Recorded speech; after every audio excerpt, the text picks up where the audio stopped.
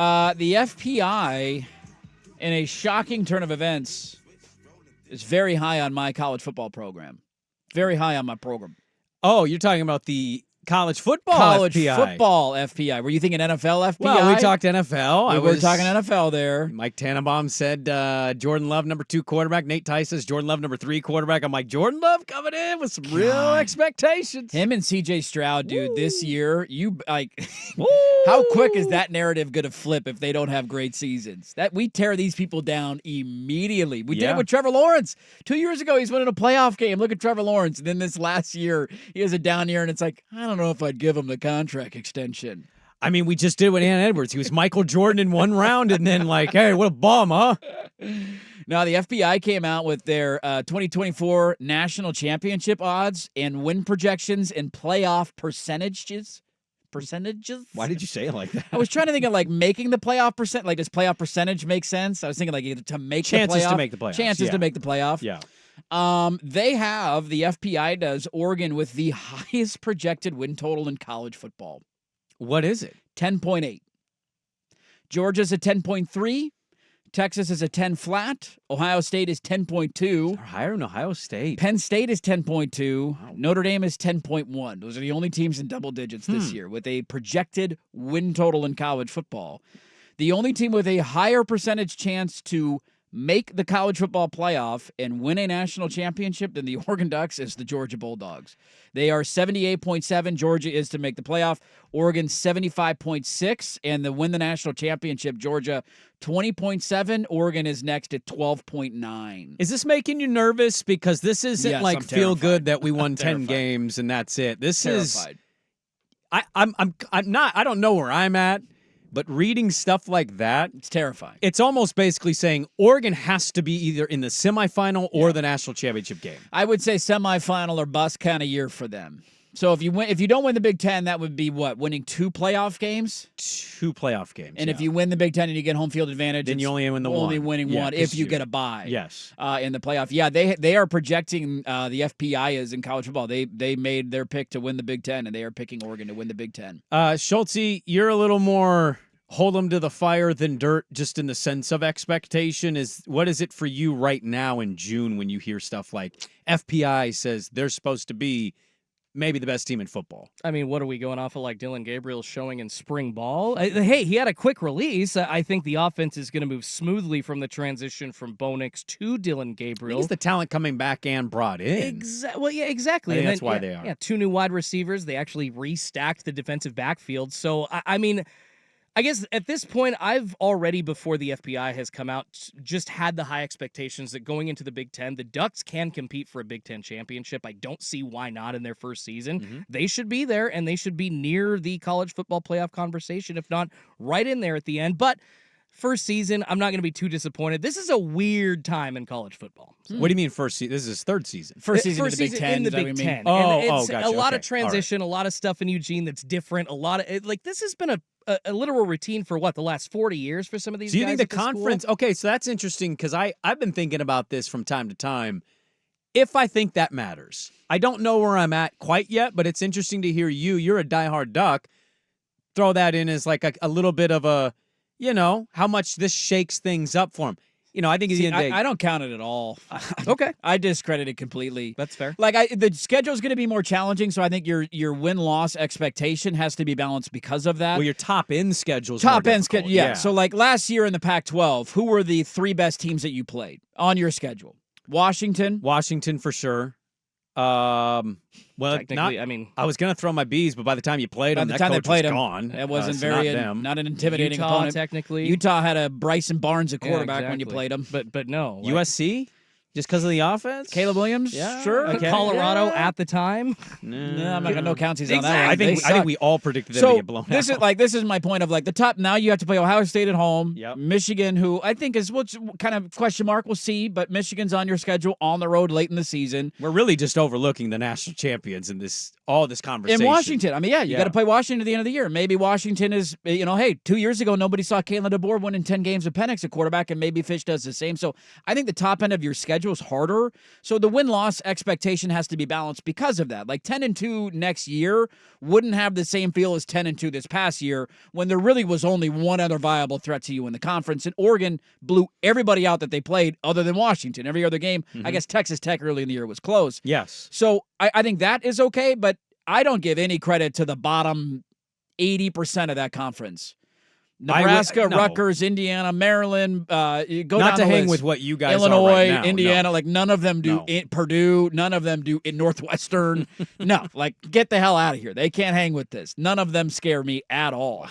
Wow. By the way, I like that you did that like you're shirtless, showing like your that? abs. Like, you can't hang with do this. the truffle shuffle. Come on, man. It gets even worse for high expectations. The FPI is giving the Oregon Ducks the highest percentage chance to get a bye in the college football playoff at 36.2%. Georgia's in second at 33.1%. We need to make like a little bit of an open/drop when we cite the FPI as if it's the FBI. The FBI. You know what the FBI has been investigating? They're on this, man. The numbers are here. Oregon. Well, I mean, if Oregon's not in the Big Ten title game, barring obviously a massive injury, like if Gabriel was to go down or something. Sure, yeah. Injuries always. We need to be fair and honest on that. But if nothing major happens, I think the other. I'll be stunned if they're not in the Big Ten title game. I guess my follow-up to that is, how good is Michigan this year?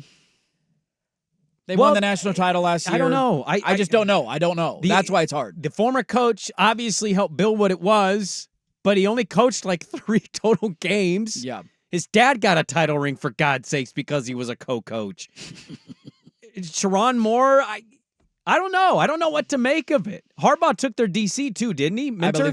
I believe so. To the Chargers. Yeah, so you got Sharon Moore back for the offense, but you lost so much.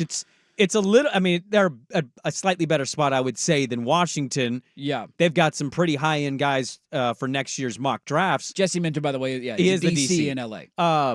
But they lost so much. The other hard part with this, too, is that you're going to get some really weird, funky stuff happening where divisions no longer really exist. And so, like, Penn State, I think Penn State's going to be good this year. Well, Aller needs to take a massive step forward. He's got to take a big step. And I think Franklin's officially on hot seat notice for Penn State. Don't disagree with you. They have very high expectations for this year. Oregon and Penn State don't play each other.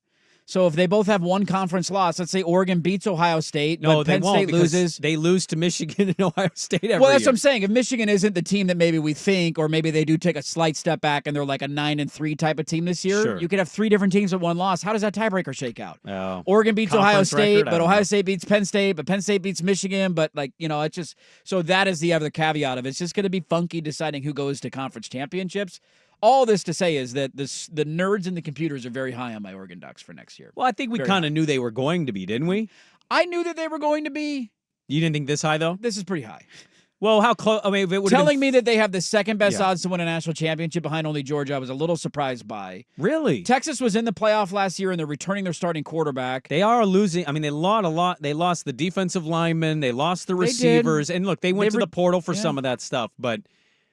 I still think for a lot of people, there's a little bit of a, sir, can you do it again? Do it again, and then you're probably elevating him even to a higher coaching tier than they would. So I can kind of understand why people have him. I love my guy, and I ran all the time that it's not can't, it's hasn't, and we do that sometimes with Landing of he can't win the big one, he can't do this. It's like, well, no, he hasn't done that yet.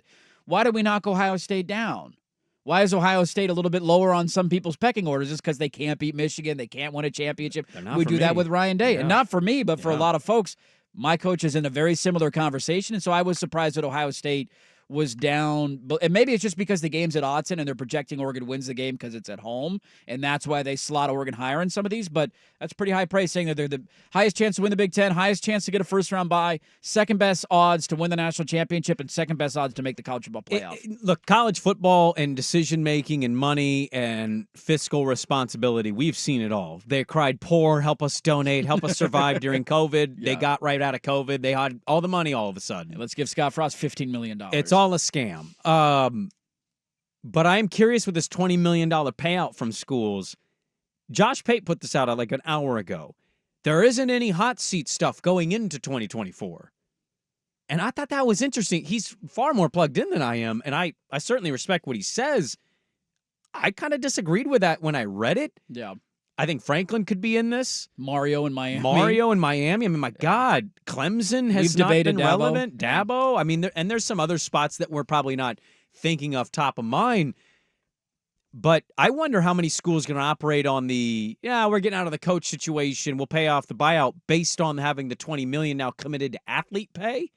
And how many schools just kind of stick with the coaching and don't make the moves because of these financial ramifications. Well, we just mentioned the guy, Ryan Day. Like, some people look at Ohio State this year and say national championship or bust. How can like, you fire him? I know. Look, I'm not a big Ryan Day guy. I don't agree trust with you. guys of that age that dye their beard. Like, let the gray grow, buddy. Yeah. Why would you fire him? They recruited an elite level, like one of, if not the most elite level. He wins 11 games every He year. wins 11 games. He's going to be in the playoff every year. Yes. Clearly, you just saw with Stroud 2 years ago, he was, a field goal away from beating Georgia? I mean, my God. Yeah. I don't like Ohio State. I actively root against the Buckeyes. I always have since the Michigan-Ohio State game came into my life. I just don't get it. Who do you want? I don't. Who are you replacing Ryan Day with that's so much better? It's just to win one more game a year. And I don't think as many schools, Dirt, will be firing their coaches the way that maybe we even think. And I wonder if it's because of that now $20 million commitment. It's an interesting point. The computers love the Oregon Ducks. Not surprising to some, but very, very high on Oregon in 2024 as the Football Power Index putting their numbers together, crunching the numbers for next college football season.